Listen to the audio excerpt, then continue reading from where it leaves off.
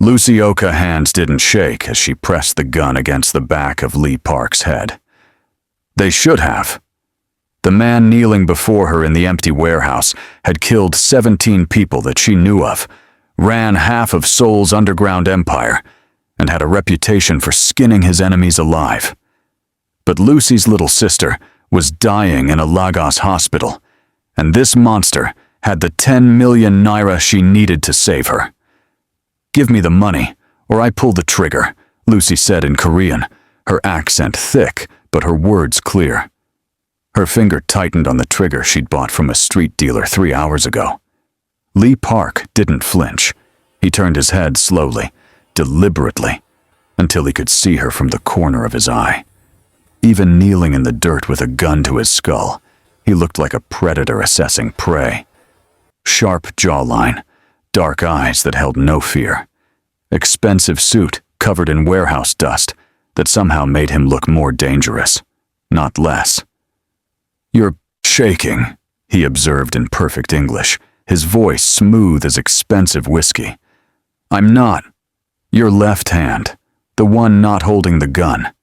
It's trembling." He smiled, and it was the most terrifying thing Lucy had ever seen. "Which means you're scared, which means you're not a killer, which means you're about to make the worst mistake of your very short life. If you've ever been desperate enough to threaten a monster, if you've ever had everything on the line with nowhere to turn, hit that subscribe button right now, because what happens next will leave you breathless." Lucy pressed the gun harder against his skull. "I said, give me the money. The 10 million naira you stole from the Nigerian embassy shipment last week. I know you have it. Everyone knows you have it." "Everyone talks too much." Lee Park's voice remained calm, conversational, like they were discussing the weather instead of armed robbery. "Tell me something, Nigerian girl. What's your name?" "That doesn't matter." "It matters to me. I like to know the names of people before I decide whether to kill them or keep them." "Keep them."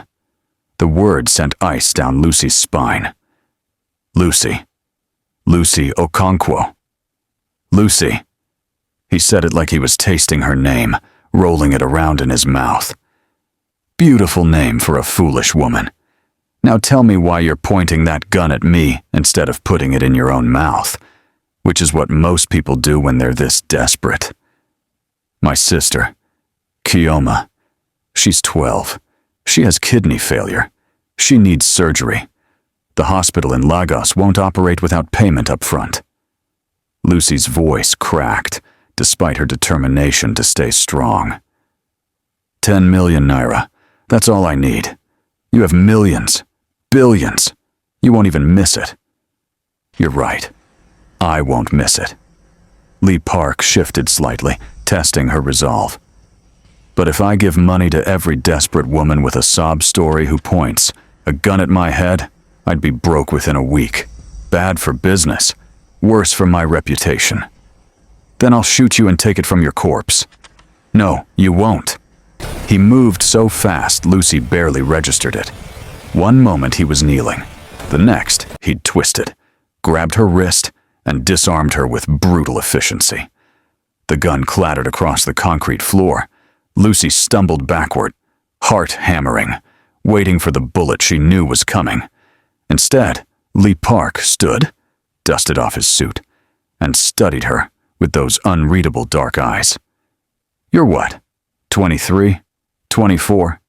Pretty face, terrible survival instincts, and enough courage to walk into a trap set specifically for people like you."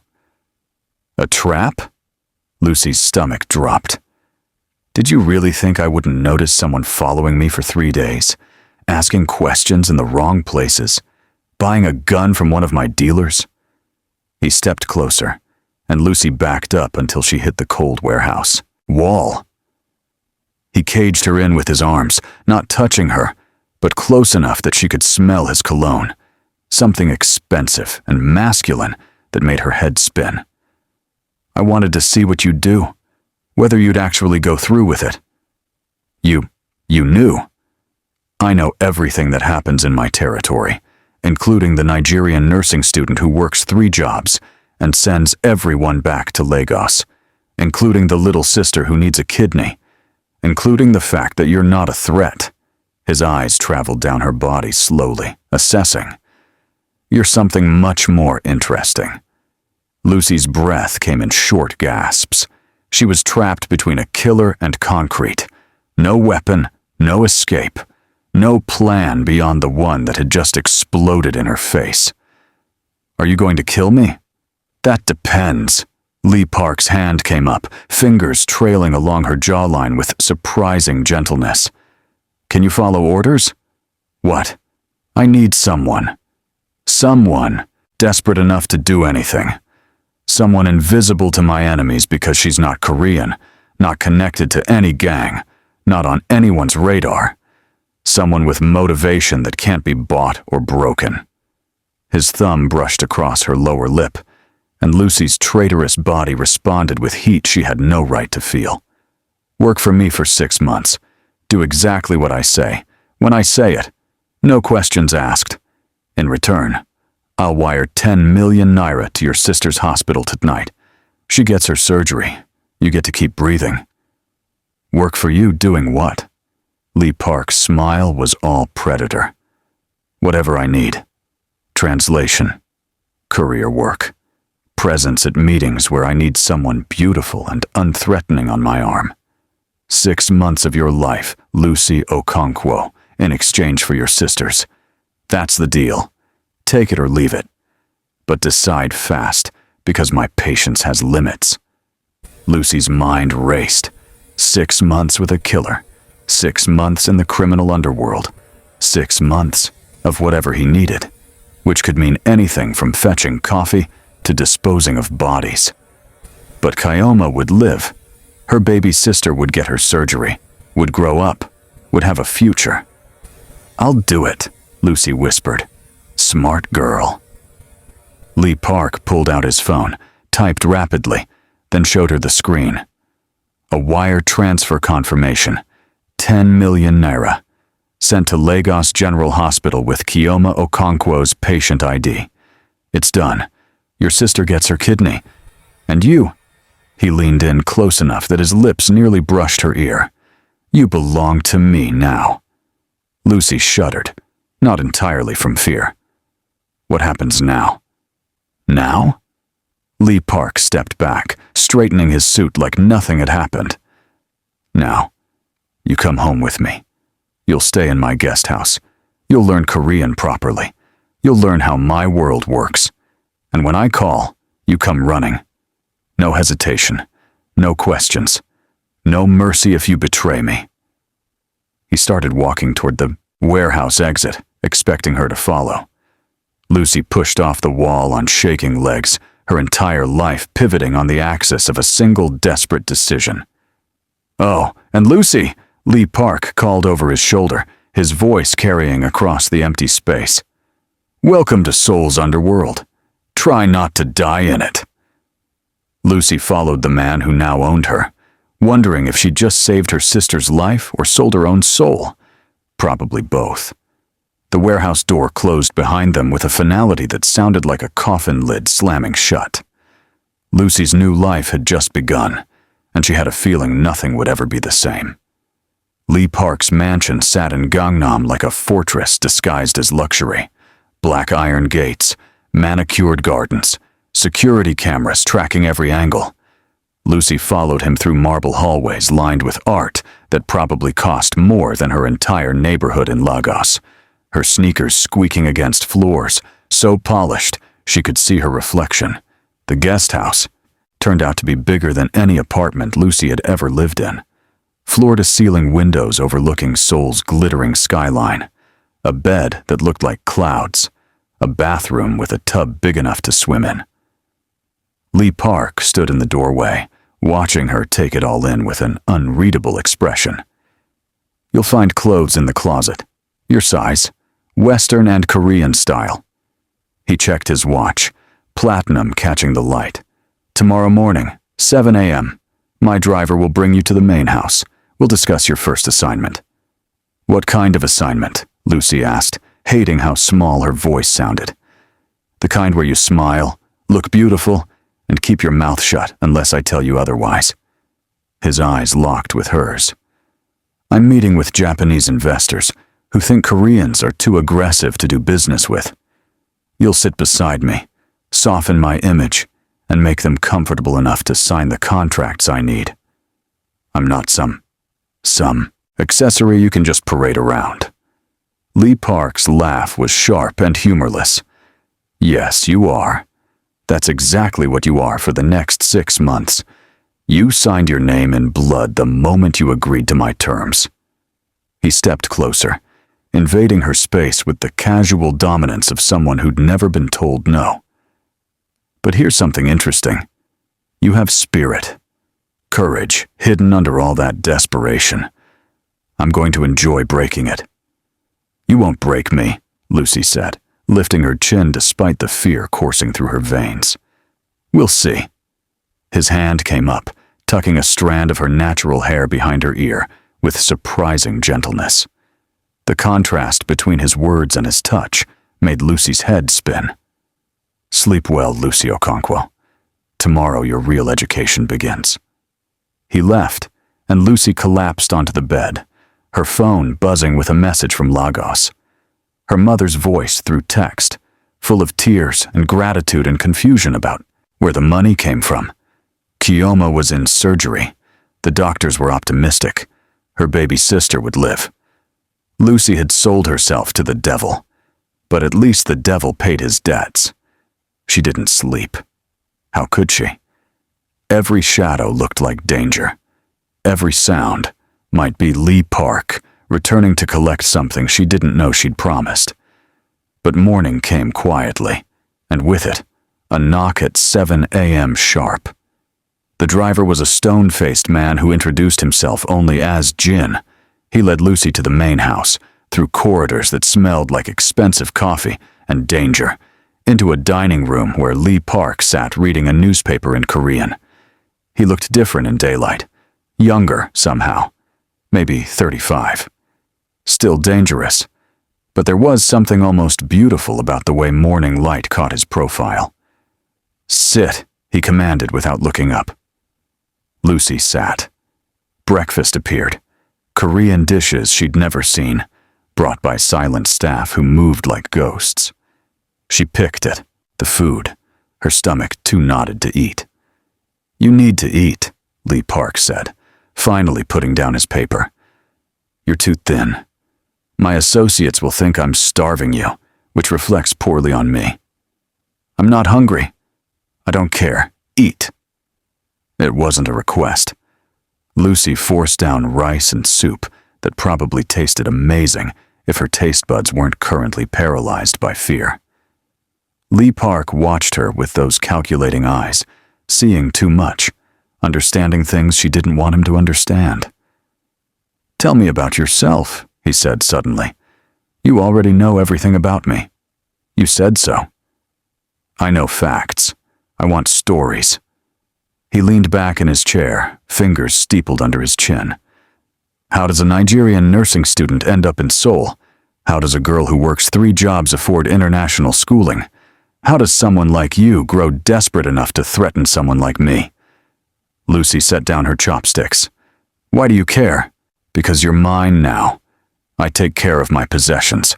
That requires understanding them. The word possessions should have made her angry. Instead, it sent heat pooling low in her stomach that she absolutely did not want to examine. I came on a scholarship, medical program at Yonsei University. I wanted to be a nurse, help people back home. But scholarships don't cover living expenses, rent, food, sending money to my family. So I worked, restaurant, cleaning offices, tutoring English. And when your sister got sick, Lucy's throat tightened. I tried everything, crowdfunding, charity organizations, loans I could never repay. Nothing was enough. The hospital wouldn't even put her on the transplant list without upfront payment. She met his eyes. So I did what I had to do, what any sister would do. Not any sister. Something shifted in Lee Park's expression. Most people break under that kind of pressure. They crumble, give up, accept loss. He stood, walking around the table until he was behind her chair. His hand settled on her shoulders, warm through the thin fabric of her shirt. But you didn't break. You turned yourself into a weapon and went hunting. That's rare, valuable. Lucy's pulse hammered where his thumbs pressed against her collarbone. I'm not valuable. I'm desperate. Same thing in my world. His breath stirred her hair. Desperation makes people useful. Makes them loyal. Makes them willing to do things they'd never consider otherwise. His hand slid away, leaving cold in their wake. The meeting is at noon. Jin will take you shopping first. Get something appropriate. Elegant, but not flashy. Korean designers only. I don't know anything about Korean fashion. The stylist will help you. Charge everything to my account. Lee Park returned to his seat, picking up his newspaper like the moment hadn't happened. And Lucy? Don't try to run. I have people watching the guest house, the gates, every exit. You're mine for 6 months. The sooner you accept that, the easier this becomes. If you're wondering whether Lucy will survive this dangerous game, whether she'll escape or fall deeper into Lee Park's world, drop a comment below telling me what you'd do in her situation. And don't forget to like this video because things are about to get intense. The shopping trip was surreal. The stylist, a sharp-eyed woman named Minji, dressed Lucy in silk and tailored lines that transformed her from struggling student to someone who belonged in Lee Park's world.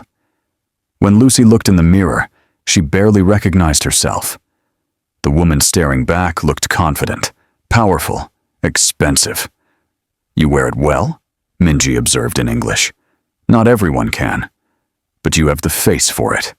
The body. Mr. Lee chose well. Chose. Like Lucy was a purchase, a thing to be acquired. The meeting was worse than Lucy imagined. 3 Japanese businessmen who smiled with their mouths, but not their eyes. Lee Park transformed into someone else entirely. Charming, warm, making jokes in fluent Japanese, while his hand stayed possessively on Lucy's lower back. She smiled when he squeezed her waist, laughed when he looked at her expectantly, played the role of beautiful accessory while discussing contracts worth millions. Your companion is lovely, one of the men said in English, assuming Lucy wouldn't understand Japanese. Very exotic. Where did you find her? She found me, Lee Park replied smoothly in Japanese, and Lucy realized he knew she understood every word. The best things usually do. The meeting ended with signed contracts and handshakes. Lee Park guided Lucy out with the same possessive touch, his hand warm through her dress. In the car, he finally released her. You did well, he said. I felt like a trophy.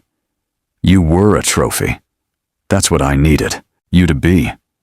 He studied her profile as Jin drove through Seoul traffic. But you were more than that, too. You were smart, attentive. You noticed when Tanaka-san mentioned his daughter's wedding, and you smiled at exactly the right moment. That closing comment about family being everything, that sealed the deal. I wasn't trying to help you. I know, which makes it more impressive. Lee Park's phone buzzed. He checked it, frowned, then looked at Lucy with an expression she couldn't read. Change of plans. We're not going back to the house. We're going to Itaewon. Why? Because someone needs to learn that you belong to me now. And the best way to teach that lesson is to show them exactly what happens when they touch what's mine. Lucy's blood ran cold. What are you talking about? Your ex-boyfriend, Marcus, the one who's been texting you since you arrived in Korea, the one who thinks he can win you back now that you have money. Lee Park's smile was all predator. He's in Seoul. He's been asking around about you. And tonight, You're going to watch me explain why that's a very bad idea." Lucy's hand started shaking, not from fear this time, from the realization that she'd just dragged Marcus into hell with her, and Lee Park looked eager to be the devil who greeted him. The club in Itaewon pulsed with bass that rattled Lucy's ribs. Lee Park moved through the crowd like Moses parting the Red Sea, people instinctively stepping aside for the man who radiated danger in his perfectly tailored suit. His hand never left Lucy's wrist, grip firm enough to remind her she wasn't here by choice. Marcus stood near the bar, looking out of place in his American college sweatshirt and jeans. When he saw Lucy, his face lit up with relief that made her stomach twist with guilt. "Lucy, thank God. I've been trying to reach you for days. Your mom said you came into money somehow, and I thought—" Marcus's words died when he noticed Lee Park, when he noticed the way Lee Park held Lucy. "Who the hell is this?" "This is Lee Park," Lucy said quietly, her Korean accent thickening with stress. "He's her employer," Lee Park interrupted smoothly in English, his accent barely noticeable. "And you must be Marcus, the ex-boyfriend who doesn't understand what ex means." Marcus's jaw tightened. "Lucy, what's going on? Why are you with this guy? Is he forcing you to—" "Forcing?" Lee Park laughed, the sound sharp as breaking glass. "Lucy came to me willingly, made a deal, signed a contract, 6 months of her life in exchange for her sister's surgery. Very noble, very stupid, but entirely voluntary." His eyes went cold.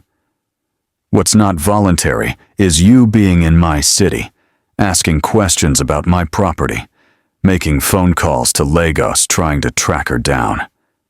"Your property? She's not anyone's property. You psycho." Marcus stepped forward, and Lucy's heart dropped into her stomach. "Lucy, come on. We're leaving. Whatever this is, whatever he's got on you, we'll figure it out together." "She's not going anywhere." Lee Park's voice dropped to something lethal. 2 men materialized from the crowd, massive Koreans in black suits, who looked like they ate people for breakfast. "But you are. My associates are going to escort you outside, where we're going to have a conversation about boundaries. Touch me, and I'll call the cops. Please do. I own half the police force in this district." Lee Park smiled, and it was the most terrifying thing Lucy had ever seen. "They'll be very interested to hear about the American tourist carrying enough cocaine to get himself deported." "Oh, didn't you check your jacket pocket? My men are very good at planting evidence." Marcus's face went white. "You're insane." "I'm efficient. There's a difference." Lee Park finally released Lucy's wrist, stepping toward Marcus with predatory grace. "Now, you have 2 choices. Choice 1. You leave Seoul tonight. You block Lucy's number. You never speak to her, about her, or near her again. You forget she exists. In return, I forget you exist. And choice 2? Choice 2 is much less pleasant for you, but much more entertaining for me." Lee Park's hand moved so fast, Lucy almost missed it. One moment Marcus was standing, the next he was on his knees. Lee Park's fingers wrapped around his throat with surgical precision, not choking him, just controlling him. "I can make you disappear in ways that would give your mother nightmares for years. I can ruin your life so thoroughly you'll beg me to just kill you instead. So please, Marcus, give me an excuse." "Stop!" Lucy grabbed Lee Park's arm, feeling muscle like iron beneath expensive fabric. "Please, he doesn't know anything. He's just worried about me. Let him go. Please."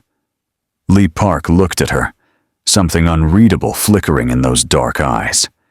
Then he released Marcus, who collapsed, gasping onto the sticky club floor.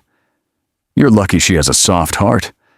Lucky I'm in a generous mood tonight."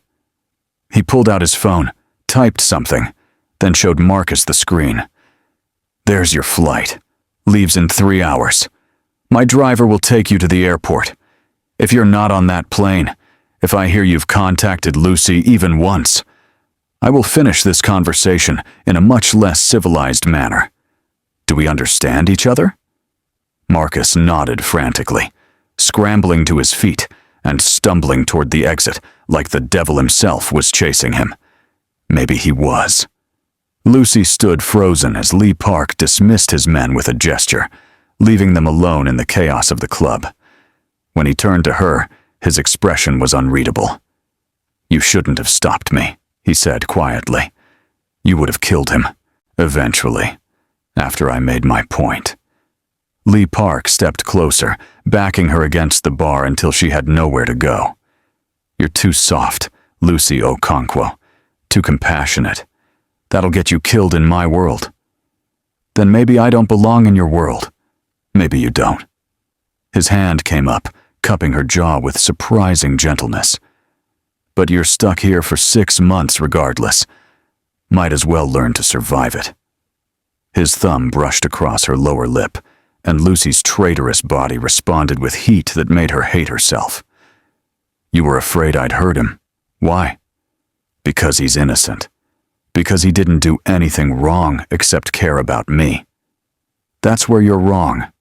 Lee Park leaned in close enough that she could smell his cologne mixed with the faint scent of danger. "Caring about you is the most dangerous thing anyone can do right now. Because you're mine, Lucy.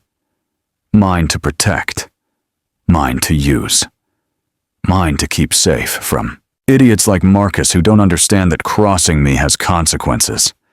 "I'm not yours," Lucy whispered, even as her body betrayed her by leaning into his touch. "I'm just working for you." "Keep telling yourself that."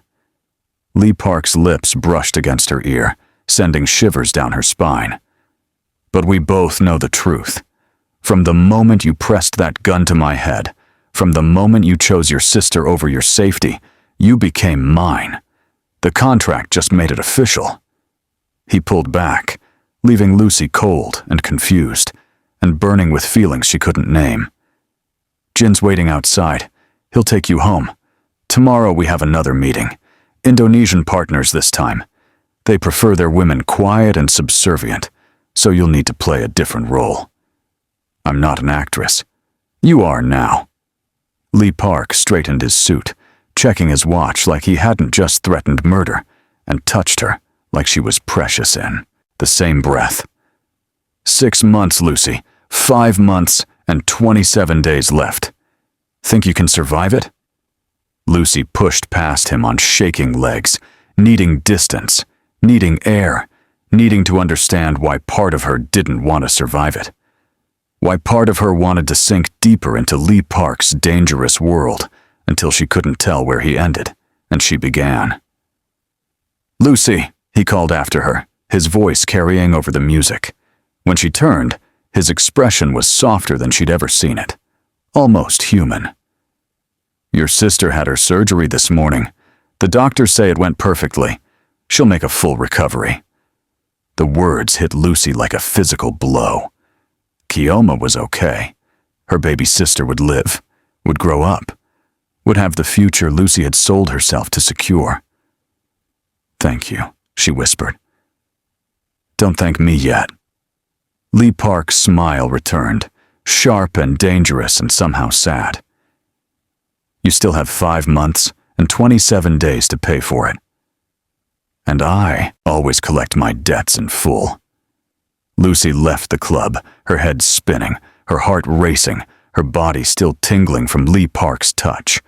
She was trapped in a deal with the devil, owned by a monster, falling into darkness with no safety net. But Kioma was alive, and maybe that was worth whatever hell Lucy had to endure. The city lights blurred as Jin drove her back to the mansion. Lucy pressed her forehead against the cool window, watching Seoul stream past like a river of neon and shadow. Somewhere in this city, Marcus was boarding a plane. Somewhere in Lagos, Kioma was waking up from surgery with a new kidney and a future. Somewhere between those 2 points, Lucy was losing herself piece by piece to a man who looked at her like she was simultaneously prey and prize. Her phone buzzed, a message from an unknown number that could only be one person. "Sleep well, Lucy. Tomorrow we dance again. And this time, try not to look at me like you're falling. It makes it harder to pretend I'm not falling too." Lucy stared at the message until the words blurred. Lee Park was dangerous, possessive, violent, everything she should run from. But he'd saved Keoma, and the way he touched her, the way he looked at her when he thought she wasn't paying attention, suggested something lurking beneath the monster. Something human. Something hungry. Something that recognized the same desperate hunger in her. 5 months and 27 days. Lucy could survive that. She had to survive that. The question wasn't whether she'd survive. It was whether she'd still recognize herself when it was over, or if she'd become something else entirely. Something that belonged in Lee Park's world of shadows and silk and beautiful, terrible danger. If you're hooked on Lucy and Lee Park's story, if you need to know what happens next in this dangerous game between a Nigerian nursing student and a Korean crime lord, smash that subscribe button right now. Drop a comment telling me whether Lucy should run or stay.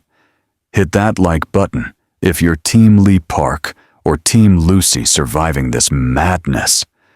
Because their story is just beginning. And trust me, you don't want to miss what comes next. The real question is, will Lucy escape with her soul intact, or will she discover that sometimes the monster isn't the one you should fear? It's the part of yourself that wants to stay.